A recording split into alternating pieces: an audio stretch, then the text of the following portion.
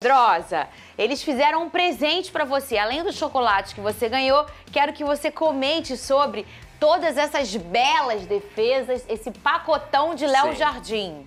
Essa aí foi, logo no primeiro tempo, né, uma oportunidade que o Michel criou. Teve muito a ver com o que o Vene falou também. O Michel criou bastante, por quê?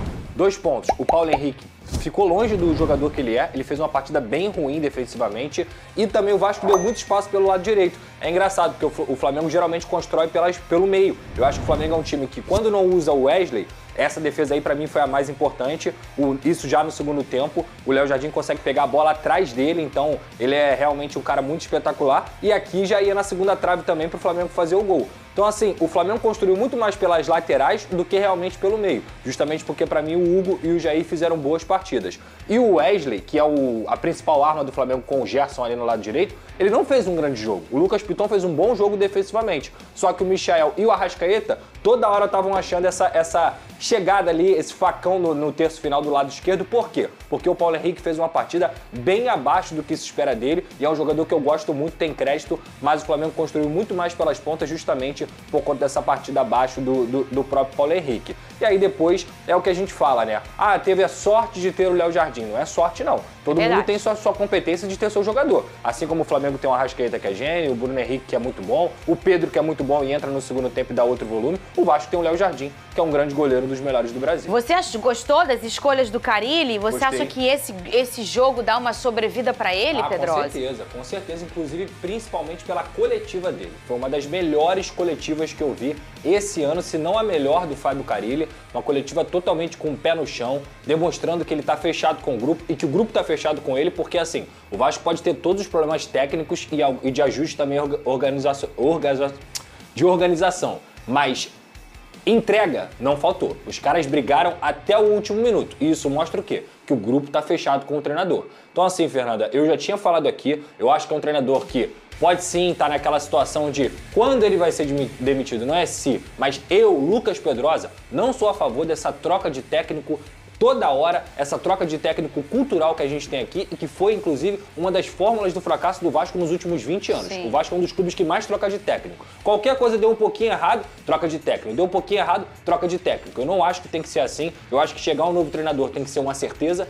Ele vai implantar uma nova metodologia, não quer dizer que ele vai conseguir fazer isso rapidamente com o calendário do futebol brasileiro. O Vasco está no seu ano mais cheio dos últimos 5 anos, porque está jogando Copa Sul-Americana, Copa do Brasil e Brasileirão. E olha a tabela, o Vasco chega na 5ª rodada, na 8ª colocação. É um time de meio de tabela, é um time que vai oscilar, que vai perder, que vai ganhar, que vai empatar, mas precisa jogar mais, precisa ser melhor organizado defensivamente, que é uma característica do Carille, e pelo menos saiu dessa partida contra o melhor time do Brasil sem levar gols. Por conta do Léo Jardim, cara, não é só por causa do Léo Jardim, não. É por conta de todo mundo. Então, olha assim, só. É isso, pra mim. Não quer me perguntar se eu gostei das escolhas do Felipe Luiz também? Eu vou te perguntar, eu só vou falar. Eu não gostei. Sério? Peraí. Era o momento de você poupar alguns jogadores.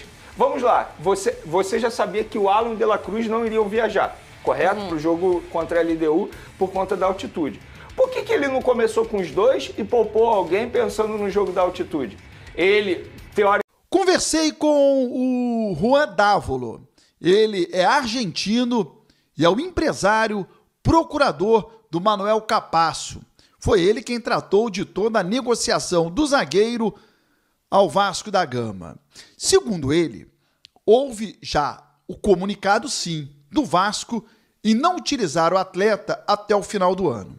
O Capasso tem contrato com o Vasco até o final de 2025.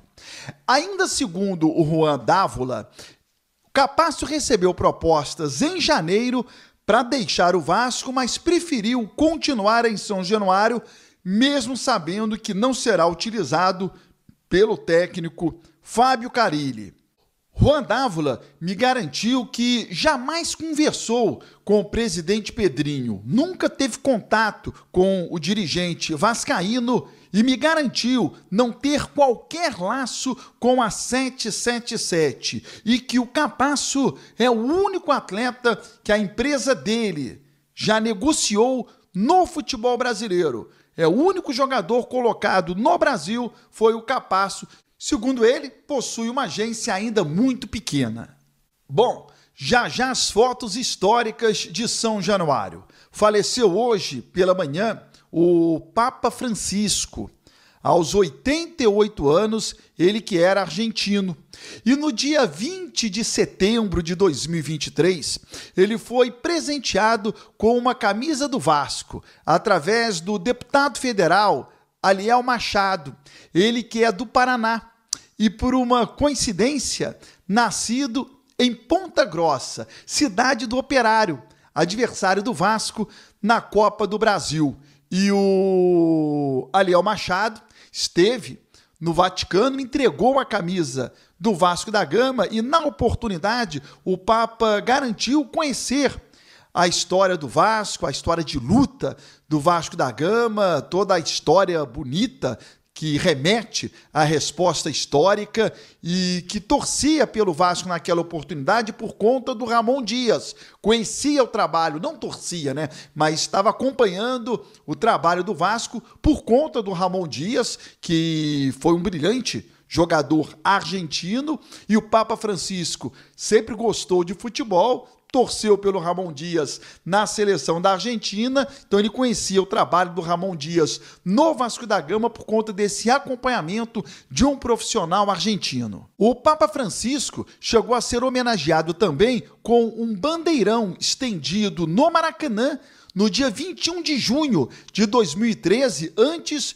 de um Vasco e Fluminense. Era um sinal de boas-vindas ao Papa Francisco, que chegaria ao Rio de Janeiro para acompanhar a Jornada Mundial da Juventude.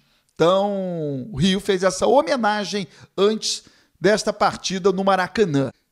Descanse em paz o Papa Francisco.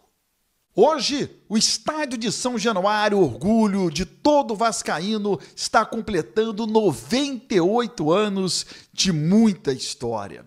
E é por isso que o novo estádio de São Januário não pode perder a alma atual. Ele precisa estar moderno, apanhar um número maior de torcedores, ter um conforto melhor. Mas a alma do vascaíno, a alma do atual estádio de São Januário precisa permanecer. E olha essas fotos históricas, guardadas há 98 anos. São fotos da inauguração do estádio de São Januário, no dia em que ele foi aberto ao público, e lá nós tivemos a primeira partida. Uma multidão ao redor do gramado, nas arquibancadas, não existia arquibancada atrás do gol. Essa é uma cadeira de madeira que foi colocada na social do Vasco da Gama, e uma homenagem que o Vasco fez aos clubes da época que participavam da primeira divisão do Campeonato Carioca. Parabéns ao estádio de São Januário, orgulho de nós vascaínos. O Vasco agora tem uma maratona, muitas partidas em sequência, 6 no total, todas fora de casa. A partir do jogo desta terça, diante do Lanús, em São Januário, serão 4 jogos pelo Campeonato Brasileiro e 2 partidas pela Sul-Americana. Não será fácil, mas não é fácil para qualquer time grande do Brasil, que disputa 2 ou 3 competições, e é o caso do Vasco. Graças a Deus. Que bom que o Vasco disputa o Campeonato Brasileiro, está vivo na Copa do Brasil, joga a Sul-Americana e, se Deus quiser, vai continuar vivo por muito tempo. O errado é você não ter um elenco para isso. O Vasco precisava ter 2 times, miseravelmente 1 time e meio. E isso o Vasco não tem. O Vasco mal tem 11 para colocar em campo. O Vasco tinha que ter se preparado melhor. Não há como aguentar esse ritmo. Não há atleta que consiga resistir. Às vezes o torcedor pensa, puxa vida, mas vale o sacrifício, já tem uma parada. O vale o sacrifício é da sua cabeça, mas é um fator fisiológico. O músculo não aguenta. E isso, jogador nenhum pode controlar. Atleta nenhum pode controlar. O Vasco precisava ter mais jogadores, um elenco melhor e maior para poder aguentar essa pressão de jogos em sequência, 3 competições. O que vai acontecer? Atletas serão poupados. Em quais jogos? Não sei. Todos são importantes. Aí é um problema que o Fábio Carille terá que resolver. se inscreva no canal, ative as notificações e até o próximo vídeo. Salve, torcedor do Vasco, sejam bem-vindos ao canal Vasco Full. Todos os dias tem conteúdo exclusivo aqui do Vasco pra vocês. Antes de mais nada, deixa o like pra fortalecer. Se inscreva se você não for inscrito ainda no canal. O Vasco aí que tá comemorando aniversário de São Januário enfrenta o Lanús pela Sul-Americana. Jogo difícil e é uma partida bastante decisiva aí para o time do Vasco. Tão confiante na vitória do Vasco da Gama? Deixa aí a sua opinião, o seu comentário, o que você acha sobre isso. Deus abençoe cada um de vocês. Tamo junto, forte abraço e vamos Vasco!